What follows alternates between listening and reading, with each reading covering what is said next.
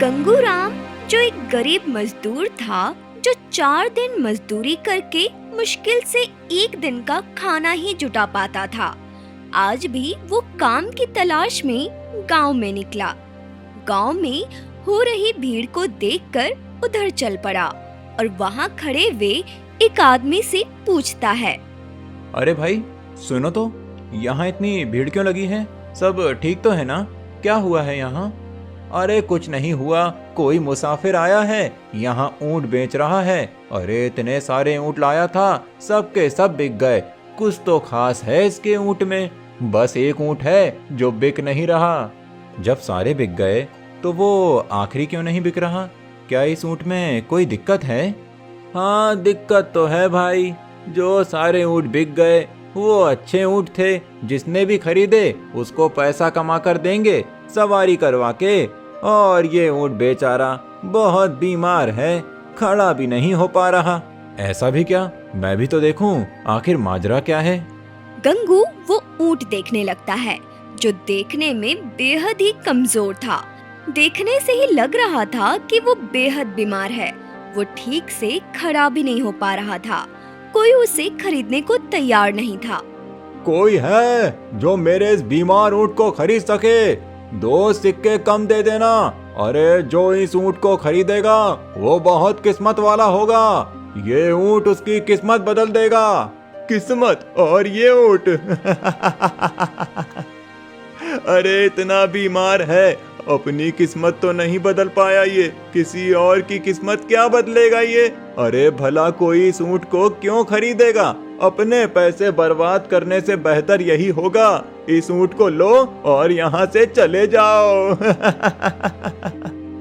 और नहीं तो क्या? ये सुनकर ऊँट की आंखों से आंसू बहने लगते हैं, जिसे देख गंगू दुखी हो जाता है। काश मेरे पास इतने पैसे होते तो मैं इसे खरीद लेता। बेचारे को इलाज की बहुत जरूरत है, पर मेरे पास तो बिल्कुल भी पैसे नहीं हैं। कितना अच्छा होता अगर मैं इस ऊँट की मदद कर पाता तो। गंगू ये सोच ही रहा था कि तभी गंगू का पड़ोसी मनोज आगे आकर ऊँट के मालिक से कहता है, ये ऊँट मैं खरीदूंगा, बेचारा बीमार है, मैं इसकी सेवा करूंगा। मैं इसके 2 सिक्के कम नहीं बल्कि पूरे पैसे दूंगा। ये लो पैसे, ये ऊँट मेरा हुआ। आज से इस ऊँट का नाम हीरा हुआ। चल हीरा मेरे साथ। अरे पागल है ये इंसान, अरे अपने पैसे बर्बाद कर लिए इस बीमार बेकार ऊँट को लेकर, देखना बाद में पछताएगा। मनोज ऊँट हीरा को लेकर चला जाता है। ये देख गंगू के अंदर जैसे सुकून की एक लहर दौड़ गई।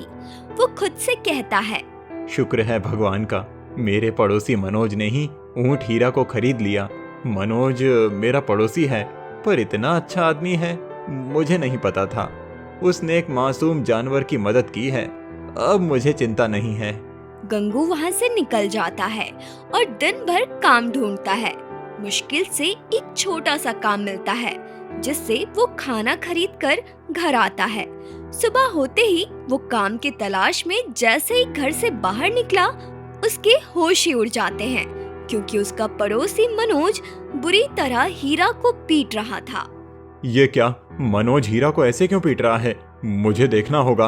एक काम करता हूँ, यहीं बाहर से छुपकर देखता हूँ। गंगू बाहर से मनोज और उसकी पत्नी राधा की बातें सुनने लगता है। एक दिन तुझे प्यार से रख लिया बहुत है, किसी गलतफहमी में मत रहना हीरा। तेरा नाम हीरा इसलिए रखा है ताकि मेरी जिंदगी सोने से भर जाए। लेकिन जी, एक जानवर हमें हीरा कैसे देगा भला? ये तो खुद हमारा मोहताज है, ऊपर से बीमार भी है। आप इतने सारे जुड़े पैसे देकर इसको क्यों खरीद लाए? अरे मैं तो कहती हूँ अब भी वापस करके आइए इसे। अरे भाग्यवान, मैं क्या तुझको बेवकूफ दिखता हूँ? अरे जो मैंने परखा है वो कहाँ किसी ने परखा। उस आदमी ने कहा कि बाकी सारे ऊँट ताकतवर हैं, सवारी करवा के पैसा कमाएं, पर इस ऊँट हीरा के बारे में क्या कहा कि ये बहुत तकदीर वाला है, इसे जो ले जाएगा ये उसकी किस्मत बदल देगा। क्या सच में जी? अगर ऐसा हुआ तो हमारे तो दिन ही बदल जाएंगे। बोलो इसे कि हमारे दिन बदल दे, अब और गरीबी मुझसे देखी नहीं जाती। क्यों बे हीरे, अपने पैसे बर्बाद किए हैं तुझ पर, तेरे मालिक ने कहा था तू किस्मत बदलेगा, बदल, अब मेरी किस्मत बदलना। मनोज हीरा को फिर पीटने लगता है और हीरा चुपचाप रोने लगता है। ये देख गंगू चिंता में पड़ जाता है। हे भगवान, ये मनोज तो बड़ा ही निर्दयी निकला। बेचारा मासूम हीरा, मैं इसके लिए कुछ नहीं कर पा रहा। ऐसे ही कुछ दिन बीत जाते हैं। गंगू के घर के हालात गरीबी से बद से बदतर हो जाते हैं। उधर मनोज हीरा से तंग आ चुका था, क्योंकि मनोज की किस्मत नहीं बदली। वो रोज रोज हीरा को पीटता था, जिससे रोज रोज हीरा और बीमार पड़ता जा रहा था। उसे देख गंगू को उसकी चिंता सताने लगी और एक दिन वो अपनी पत्नी आशा से कहता है, अरे भाग्यवान, तूने देखा आज भी मनोज और उसकी पत्नी हीरा को कितना सता रहे थे। हमें उसके लिए कुछ करना होगा। क्यों ना मनोज से हम हीरा को खरीद लें? पर खरीदने को पैसे तो है नहीं, कहाँ से लाएंगे इतने पैसे भला? अरे घर में चूल्हा तक नहीं जला, कई दिन से आपको काम नहीं मिला, हम भला कैसे खरीद पाएंगे उसे? जानता हूँ, पर रोजाना उस मासूम को ऐसे पिटते नहीं देख सकता। मुझे किसी भी हालत में हीरा को बचाना है। अगर ऐसा है तो एक रास्ता है जी। मेरे पास ये चांदी की चूड़ियां हैं, जो आपका दिया हुआ आखिरी गहना है मेरे पास। आज तक किसी बीमारी में और भूखा रहने पर भी हमने इसे नहीं बेचा। ये चूड़ियां आप मनोज भाई साहब को दे दो और उनसे हीरा को ले आओ। तुम सही कह रही हो भाग्यवान, ये तो तुम बहुत ही पुण्य का काम कर रही हो। मैं वादा करता हूँ एक दिन तुमको चांदी की जगह सोने की चूड़ियां बनवा कर दूंगा। मैं अभी मनोज से बात करता हूँ। गंगू मनोज के पास जाकर हीरा को खरीदने की बात करता है। क्या हीरा को खरीदना चाहते हो? लगता है मेरी तरह तुम भी पागल हो गए हो। अरे अपनी जुड़ी जमा पूंजी देकर इसे खरीदा था, ये सोचकर कि मेरी किस्मत बदलेगा, पर कुछ नहीं बदला। ले जाओ इसे, मेरा इससे पीछा भी छूटेगा, साथ में पैसे भी मिलेंगे। लाओ दो। क्या सच में? ये लो, मेरे पास बहुत सी ये चांदी की चूड़ियां हैं, इनको रख लो। और बहुत बहुत धन्यवाद अपना हीरा मुझे देने के लिए। आज से ये हीरा मेरा हुआ। चल हीरा, मेरे साथ चल, आज से तू हमारे साथ रहेगा, हमारे घर में। ये देख हीरा मुस्कुरा देता है और अपने नए मालिक गंगू के साथ उसके घर आ जाता है। दोनों पति पत्नी हीरा का बहुत ध्यान रखते हैं। गंगू दिन भर मेहनत करता, जो भी कमाता सब हीरा के इलाज और उसके खान पान में लगा देता। ऐसे ही 1 महीना बीत जाता है। देखा आशा, हमने हीरे का कितने अच्छे से ध्यान रखा। ये बिल्कुल स्वस्थ हो गया है, बाकी ऊँटों से भी ज्यादा स्वस्थ।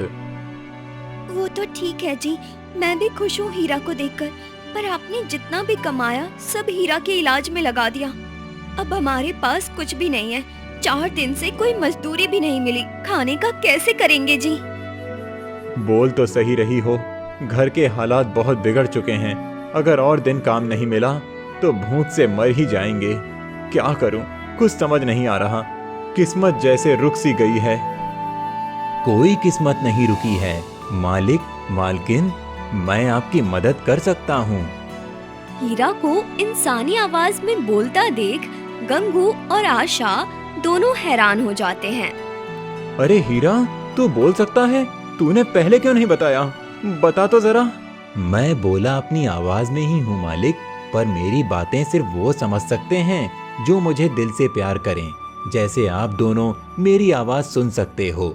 मेरे लिए तुम लोगों ने अपना सारा पैसा खत्म कर दिया, पर चिंता की बात नहीं है मालकिन, मेरे पास एक रास्ता है। कैसा रास्ता हीरा, बताओ तो सही। अरे मैं ऊँट हूँ, लोगों को सवारी करवाऊंगा और पैसे कमाएंगे। चलो मालिक, आप मुझे आसपास के गांव में ले चलो, खूब कमाई होगी अपनी। ये सुनकर दोनों खुश हो जाते हैं और गंगू हीरा को आसपास के गांव में ले जाने लगता है। लोग ऊंट की सवारी करते हैं, बच्चे बूढ़े सभी लोग, जिससे गंगू को रोज अच्छी कमाई होने लगती है। अब धीरे धीरे गंगू और उसके परिवार का जीवन सुधरने लगा था। तू सच में किस्मत वाला है हीरा। अरे एक एक टुकड़े के लाले थे हमें, और जब से तू स्वस्थ हुआ है हमारे तो दिन ही बदल गए हैं। हाँ हीरा, अब हमारे पास अच्छा खाना है, पैसे भी हैं, रोजाना का काम भी है। हमारे बुरे दिन तेरे आने से दूर हो गए। तूने तो हमारी तकदीर ही बदल दी, गरीबी ही मिटा दी। अरे तकदीर वाला तो मैं हूँ, तभी तो तुम जैसे मालिक मिले मुझे। खुद भूखे रहकर मेरा इलाज करवाया तुम लोगों ने, तो तकदीर वाला तो मैं हूँ। हाँ हाँ, कोई बातें बनवा लो इनसे, कितनी मीठी मीठी बातें करता है। तीनों हंसने लगते हैं। ये सब बातें मनोज बाहर से सुन लेता है, जिससे उसके कान खड़े हो जाते हैं। ओ भाई साहब, मनोज के साथ धोखा। मेरी किस्मत तो इस हीरा ने इतनी मार खाने के बाद भी नहीं बदली, और इस गंगू गरीब की तकदीर ही बदल डाली। ये तो मैं बिल्कुल बर्दाश्त नहीं करूंगा। आखिर पता तो लगे कि गंगू की तकदीर कैसे बदली, कहां से आ रहा है इस पर धन। जरूर ऊंट ने हीरा को कोई खजाना बताया है। मुझे कुछ करना होगा। सोचो मनोज, सोचो। मनोज के दिमाग में कोई खुरापात चलने लगी थी। कुछ दिन ऐसे ही बीत जाते हैं। अब गंगू दिन ब दिन ज्यादा से ज्यादा ऊंट की सवारी से पैसे कमाने लगता है, पर ये बात गांव में कोई नहीं जानता था, क्योंकि वो दूसरे गांव में जाकर ही ये काम करता था। एक दिन मनोज गांव के एक आदमी आनंद के पास जाता है। कहो मुकेश, कैसे आना हुआ? कोई काम था या समय बिताने चले आए हो? अरे मैं क्यों समय बिताऊंगा भला एक चोर के साथ? इतने भी बुरे दिन नहीं आए मेरे। अरे चोरी करवानी है तुझसे, बोल करेगा क्या, और कितने पैसे लेगा चोरी करने के? देख भाई मुकेश, मैं चोर जरूर हूँ, पर लुच्चा टुच्चा चोर नहीं। और हाँ, गांव में कोई नहीं जानता कि मैं चोर हूँ, इसीलिए इज्जत से बोलो और बताओ किसके घर से क्या चुराना है, और पूरे 5 सिक्के लगेंगे। मिल जाएंगे। एक ऊँट को चुराना है, मेरा पड़ोसी गंगू, उसका ऊँट चुराना है। वो ऊँट किस्मत बदलने वाला है, उसे जरूर किसी खजाने का पता है जो रोज थोड़ा थोड़ा गंगू को देता है। तुम उस ऊँट को चुराना और मेरी बताई जगह पर लेकर आना। अगर बात खजाने की है तो मुझे भी खजाने में हिस्सा चाहिए होगा, वरना मैं उसको बता दूंगा कि तुमने ऊँट चुराया है। 5 सिक्के मिल जाएंगे। और रही बात खजाने में हिस्से की, तो वो तो तब मिलेगा जब मुझे खजाना मिलेगा, और तुम मेरी पोल खोलोगे तो मैं भी सबको बता दूंगा कि गांव वाले जिसको शरीफ समझते हैं वो एक चोर है। अब जितना बोला है उतना करो। हाँ ठीक है, मैं कोई तरकीब लगाकर ऊँट को चुरा लूंगा। अब जाओ, इससे पहले कोई हमारी बातें सुन ले। मनोज चुपके से वहाँ से खिसक लेता है। अगले दिन गंगू रोज की तरह हीरा को लेकर पास के गांव जाता है। उधर आनंद एक शरीफ इंसान के भेष में धीरे धीरे चुपके से गंगू और हीरा का पीछा कर रहा था। गंगू एक गांव में पहुंच जाता है। मौका देखकर आनंद गंगू के पास जाकर कहता है, अरे वाह, ये ऊँट तो बहुत ही सुंदर और प्यारा है। क्या मैं इसकी सवारी कर सकता हूँ? कितने सिक्के लगेंगे भाई? प्यारा तो है मेरा हीरा, इसका काम ही सवारी करवाना है। बिल्कुल कर सकते हो भाई, ज्यादा नहीं, बस 2 सिक्के और पूरे 15 मिनट की सवारी के मजे लो। ठीक है भाई, मैं पहले सवारी करूंगा, फिर सिक्के देता हूँ, पर मैं थोड़ा आगे जाकर बैठूंगा। तब तक तुम यहाँ कोई काम हो तो निपटा लो, मैं 15 मिनट में तुमको यहीं मिलूंगा। ठीक है, ये सही रहेगा। मैं थोड़ी देर वहाँ आराम कर लेता हूँ, बहुत थक भी गया हूँ। गंगू एक पेड़ की छांव में लेट जाता है। उधर आनंद ऊंट को सवारी के बहाने एक गुफा में ले जाता है। तभी मनोज उस गुफा से निकलकर बाहर आता है। मैं ऊँट को चुरा कर ले आया हूँ, लाओ मेरे सिक्के, मेरी नजर रहेगी तुम पर। खजाना मिलते ही अपना हिस्सा लेने आ जाऊंगा। हाँ ठीक है, मिल जाएगा। अभी जा यहाँ से, इससे पहले कोई तुझको देख ले, फिर हिस्से की जगह जेल मिलेगी, तुझको भी और मुझको भी। आनंद वहाँ से चला जाता है और हीरा हैरान परेशान होकर मनोज को देखने लगता है। क्या हुआ मेरे हीरे, अपने पुराने मालिक को पहचाना नहीं? अरे भूल गया क्या मुझे? और मेरी मार? नहीं नहीं, मार तो नहीं भूला होगा। है ना? अब तुम मेरे मालिक नहीं हो, ना मैं तुमको भूला हूँ और ना तुम्हारी मार को। तुमने मुझे चोरी कराया है, मेरे मालिक मुझे ढूंढ रहे होंगे, मुझे जाने दो। ऐसे कैसे जाने दूं भला? अरे मैं जानता हूँ तू बहुत ही ढीठ है। मेरे मारने पीटने से तो तू बताएगा नहीं कि खजाना कहाँ छुपा रखा है। इसीलिए तू तब तक इस गुफा में कैद रहेगा जब तक मुझे तू असली खजाने का पता नहीं बताएगा।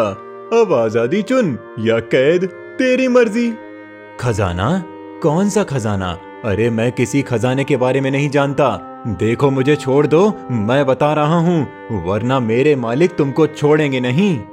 ये ढोंग मत कर, मैं जानता हूँ तू खजाने के बारे में जानता है, और वो तेरा भिखारी मालिक क्या बिगाड़ेगा मेरा। अब ये गुफा ही तेरा ठिकाना है, ना खाना मिलेगा और ना पानी। जा इसके अंदर और रहे जब तक खजाने के बारे में नहीं बताएगा। मनोज हीरा को गुफा के अंदर बंद कर देता है। उधर 3 घंटे बीत जाने पर भी हीरा वापस नहीं लौटता तो गंगू परेशान हो जाता है। हीरा अब तक नहीं लौटा, उसे मैंने पूरे गांव में ढूंढ लिया है, कहीं नहीं मिला। कहीं वो किसी मुसीबत में तो नहीं है? भगवान मेरे हीरा की रक्षा करना। सुबह से रात हो जाती है और हीरा कहीं नहीं मिलता। गंगू थका हारा घर लौटता है और अपनी पत्नी को सब बता देता है। हमारा हीरा कहाँ चला गया जी? पता नहीं उसने कुछ खाया पिया होगा भी या नहीं। हे भगवान, अब क्या होगा? तुम चिंता ना करो, जब तक हीरा नहीं मिलेगा मैं चैन से नहीं बैठूंगा। वो बहुत भोला है, दुनिया उसको नुकसान पहुंचा देगी। जब तक वो नहीं मिलेगा मैं सब कुछ छोड़कर सिर्फ हीरा को ढूंढूंगा। अगली सुबह के साथ फिर गंगू हीरा को ढूंढने निकल जाता है। सुबह से रात और रात से फिर सुबह, लगभग 1 महीने इसी तरह बीत जाते हैं, पर हीरा का कुछ पता नहीं चलता। अब गंगू की हालत बुरी हो चुकी थी। ये क्या हालत बना ली है आपने अपनी?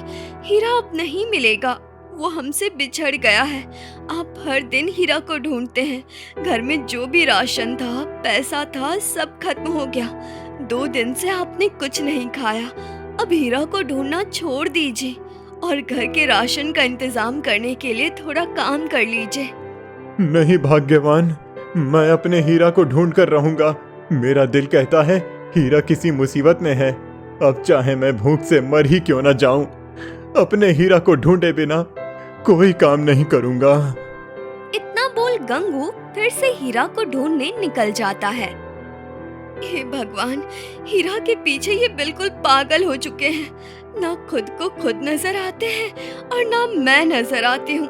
इनकी हालत बुरी है, इनकी रक्षा करना भगवान। उधर गंगू जैसे तैसे करके राजा के महल पहुंच जाता है और राजा के सामने हाथ जोड़ लेता है। ए भिखारी जैसे दिखने वाले इंसान, कौन है तू और तुझे महल में किसने घुसने दिया? अरे तेरे तो कपड़े से भी बास आ रही है, तू यहाँ कैसे आया? महाराज, मेरा नाम गंगू है, मैं गरीब आदमी हूँ। मैं यहाँ अंदर आने की कोशिश कर रहा था, पर आपके सिपाहियों ने आने नहीं दिया, इसीलिए मैं अंदर चोरी से घुस आया। महाराज, ये आदमी तो बहुत टेढ़ा है, मतलब महल के अंदर घुस आया। अरे इसको तो फांसी दो महाराज, जरूर इसके अंदर कुछ बड़े इरादे हैं। ये आपको जान से भी मार सकता है। नहीं मंत्री जी, मैं कोई बुरा आदमी नहीं हूँ। मेरा ऊंट जिसका नाम हीरा है वो खो गया है। मैंने हर कोशिश कर ली उसे ढूंढने की, पर मुझे वो नहीं मिला। मैं मदद के लिए गांव के मुखिया के पास भी गया था, उसने भी मजाक उड़ाकर मुझे भगा दिया। मेरा दिल कहता है महाराज, वो जरूर किसी मुसीबत में है। अपने सिपाहियों से कहकर आप मेरे हीरा को ढूंढवा दीजिए, आपका एहसान कभी नहीं भूलूंगा। ओह, तो एक ऊंट के लिए तू चोरी छुपे महल में घुस आया। सही किया था गांव के मुखिया ने जो तुझे भगा दिया। देखा महाराज, कितना मूर्ख है ये आदमी। मूर्ख तो है मंत्री जी। अब सुन, तूने जो मेरे महल में घुसने की कोशिश की है ना, इसके लिए मैं तुझे कारावास में डलवा सकता हूँ। अगर अपनी सलामती चाहता है तो निकल जा यहाँ से। अब इतने भी बुरे दिन नहीं आए कि हम तेरे ऊंट को ढूंढें। मंत्री और राजा बुरी तरह गंगू पर हंसने लगते हैं। आंखों में आंसू लिए गंगू वहाँ से अपने गांव वापस आ जाता है। वहाँ खड़े कुछ लोग उस पर बुरी तरह हंसने लगते हैं। अरे देखो देखो, ऊंट के प्यार में पागल ही हो गया। अरे पहले मुखिया से अपनी बेइज्जती करवाई और सुना है चोरी छुपे राजा के महल में घुस गया था। बेवकूफ कहीं का। सही कह रहे हो, बेवकूफ तो ये है, न काम का न धाम का। अरे पागलों की तरह बस अपने ऊंट को ढूंढा जा रहा है। थोड़ी बहुत इज्जत थी, वो भी खत्म करवा ली लोगों से मजाक उड़वाकर। ये सब सुनकर गंगू की आंखों में आंसू आ जाते हैं और सर चकराने लगता है। अचानक उसका सर घूमता है और वो चक्कर खाकर वहीं गिर जाता है और बेहोश हो जाता है। गांव वाले जो उस पर हंस रहे थे उसे घर लेकर आते हैं। उसकी पत्नी आशा वैद्य को बुलाती है। तुम्हारे पति बहुत दिनों से बीमार हैं। लगातार भूखे रहने की वजह से इनकी तबीयत बिगड़ गई है। इनका इलाज तो हो जाएगा, लेकिन उसके लिए कम से कम 50 सिक्के लगेंगे, तभी मैं बूटियां खरीद कर इलाज कर पाऊंगा। क्या 50 सिक्के? मेरे पास तो एक फूटी कौड़ी भी नहीं है। हे भगवान, मैं कैसे अपने पति को बचाऊंगी? सच कहते थे मनोज भाई साहब, वो ऊंट किस्मत वाला नहीं बल्कि मनहूस है। अरे मेरे पति की जान आज उसकी वजह से ही खतरे में आ गई। मैं उसे कभी माफ नहीं करूंगी। आशा ने रो रो कर अपना बुरा हाल कर लिया था। उधर ये सब देख मनोज मन ही मन खुश हो रहा था और सीधा गुफा में हीरा के पास पहुंच जाता है। वो भूख प्यास की वजह से बेहाल हो रहा था, क्योंकि मनोज सिर्फ उसे जिंदा रखने लायक ही भोजन देता था। तेरे लिए खुशखबरी लाया हूँ हीरा। तेरा मालिक गंगू तुझे ढूंढ ढूंढ कर बीमार हो गया है और मरने वाला है, क्योंकि इलाज के लिए उसे पूरे 50 सिक्के चाहिए। अब वो मर जाएगा तो मेरे तो ऐश ही ऐश हैं। फिर तो तुझे खजाने का पता बताना ही पड़ेगा। चल अब बता दे खजाने का पता, फिर मैं तुझे छोड़ दूंगा और तू अपने मालिक के पास चला जाना। क्या मेरे मालिक बीमार हैं? 50 सिक्के चाहिए उनको बचाने के लिए? नहीं, मैं उनको कुछ नहीं होने दूंगा। मैं लाऊंगा उनके लिए 50 सिक्के। मैं कुछ भी करूंगा पर उनको कुछ नहीं होने दूंगा। ये सुनते ही हीरा बेकाबू हो जाता है और तेजी से गुफा से निकलकर भाग जाता है। इतनी तेज कि मनोज चाहकर भी कुछ नहीं कर पाता। उधर हीरा भागते भागते बहुत दूर निकल जाता है और रास्ता भटक जाता है और थक हार कर एक जगह पर बैठकर रोने लगता है। मैं तो रास्ता भटक गया हूँ, अब अपने मालिक तक कैसे पहुँचूंगा? अगर मैं समय से नहीं पहुँचा तो उनकी जान चली जाएगी।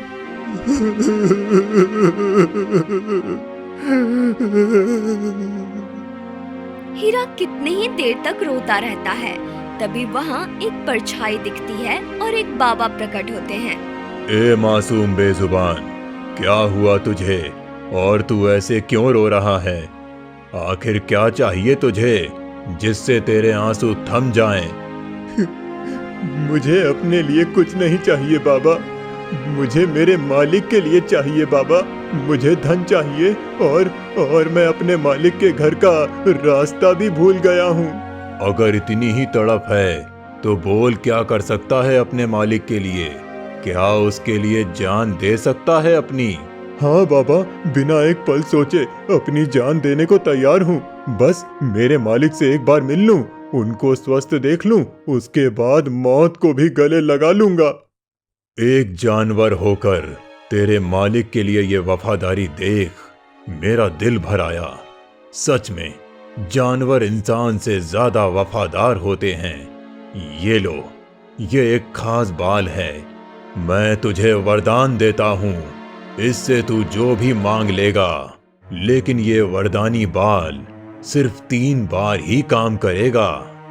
हीरा को वो बाल देकर अचानक बाबा गायब हो जाते हैं और ऊंट उस बाल से विनती करता है। ए वरदानी बाल, मेरी मदद कर।